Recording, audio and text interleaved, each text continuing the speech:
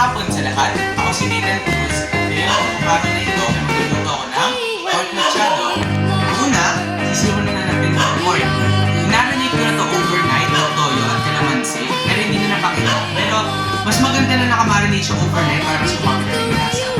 Next, kailangan natin ng patatas, carrots, at bell peppers. Yan yung nagbibigay ng lasa sa ating machado. Tapos, bawang sibuyas, at sisarap at seasoning, pork cubes acting as broth, and tomato sauce.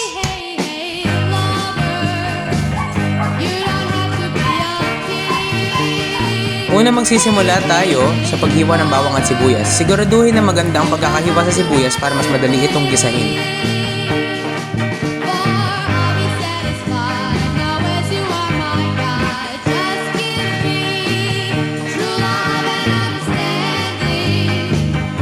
Sunod, durugin naman ang bawang at saka hiwa-hiwain. Ayan, handa na silang igisa. I-preheat muna natin ang ating pot bago ito lagyan ng mantika. Kapag mainit na ito, lagyan natin ito ng mantika at ihalo-halo sa ilalim ng pot para mas madali mag-gisa. Ayan mga kaibigan, mag-gisa na tayo.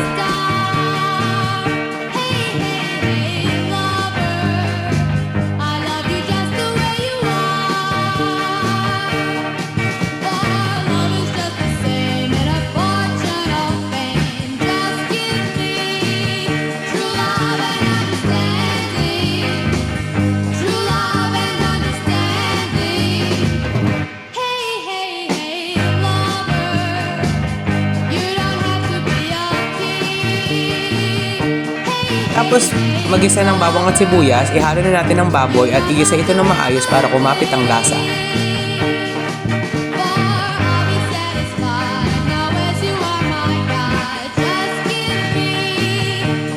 Nung naluto na ng onti ang ating baboy, lagyan na natin ito ng tomato sauce.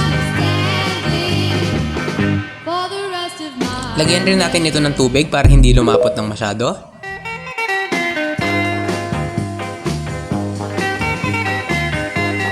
Tapos pakuluin na natin siya.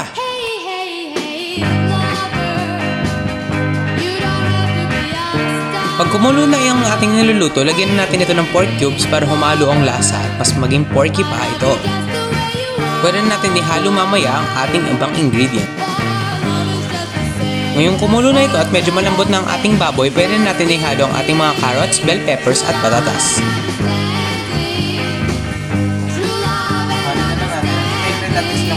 Mamot, lalo yung carrots at patatas natin. Hahantay na lang natin itong kumulo at pagkatapos pwede itong ihain.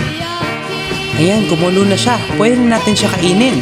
I-serve na muna natin siya. At ito na ang ating final product. Tara, tikman na natin. Masarap siya.